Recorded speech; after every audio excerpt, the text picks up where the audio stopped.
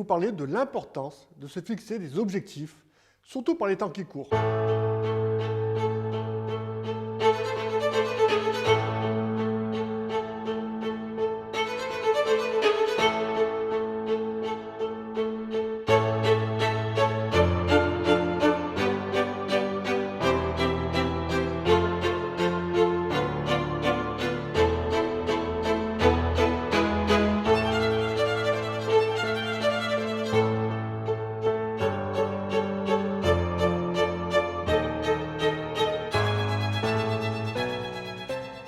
Bonjour et bienvenue sur Diméas TV.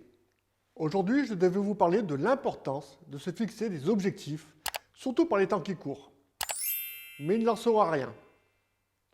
Aujourd'hui, date de l'enregistrement de la vidéo, nous sommes le jeudi 10 décembre. Et je viens d'apprendre le décès du chef Marc Menot à 77 ans. Alors je vais vous parler de Marc Menot. Tout d'abord, j'ai une pensée toute particulière et émue pour sa famille et ses amis. Alors qui était Marc Menot? Le chef Menot faisait partie des plus grands chefs de l'art culinaire français. Et pourtant, c'était un autodidacte de la cuisine. C'est pour cela que je suis touché aujourd'hui. Parce que je suis, comme lui, autodidacte de la cuisine.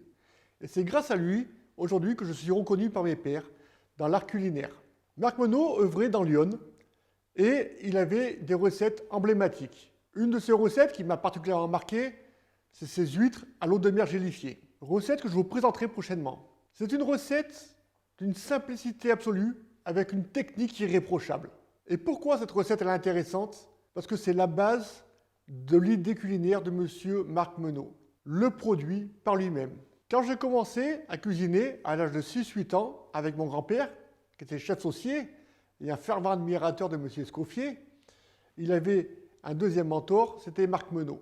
Et il a commencé par m'apprendre les sauces, des réductions pures et simples du produit. Et il me disait une phrase qui qualifie tout à fait l'art gastronomique de M. Menot. C'était le savoir-faire de la mise en valeur du produit par lui-même. Et c'est tout à fait ça, la cuisine de M. Menot, du chef Menot. C'était prendre un produit, le sublimer, ne pas mettre des artifices, ne pas noyer son assiette dans des tas de condiments ou d'autres produits. Les assiettes, c'était un produit et des accompagnements. Le tout travaillé avec perfection. Alors j'ai eu la chance, quand je travaillais dans Lyon, de visiter la cuisine du chef Menot. Et c'est comme ça que je travaille aujourd'hui. Une rigueur implacable. Les couteaux alignés, propres, nickel. Les planches à découper alignées, avec la plaque à débarrasser, alignées par rapport au plan de travail. C'était carré de chez carré. L'hygiène irréprochable. Il n'y avait aucune place à l'erreur dans l'hygiène. Le chef Menot travaillait principalement des fumées plutôt que des fonds. Je vous l'ai expliqué, il partait sur une réduction d'arômes pour avoir des sauces super nappantes, avec un goût extraordinaire. C'est ce que je fais, si vous avez vu certaines de mes vidéos, quand je cuisine, je fais la même chose. Je pars vraiment avec des bouillons avec 3,5 litres d'eau pour arriver à quelques centilitres de réduction, sans injonction de crème, sans injonction de beurre, naturel, mais avec un goût incroyable. Marc Menot a été aussi un des premiers à travailler sur la cuisson lente. Quand je parle de cuisson lente, je ne parle pas de la casserole qui est sur le coin du feu, qui mijote comme ça pendant des heures et des heures. Je parle de la cuisson lente du produit, avant même que l'on mette en place les techniques de basse température sous vide. C'est-à-dire on cuisait le produit sans l'agresser, doucement, de manière à garder toutes ses qualités organoleptiques et texturales. C'est ce que l'on fait aujourd'hui, le produit pour le produit. Alors le chef Menot, c'était un personnage.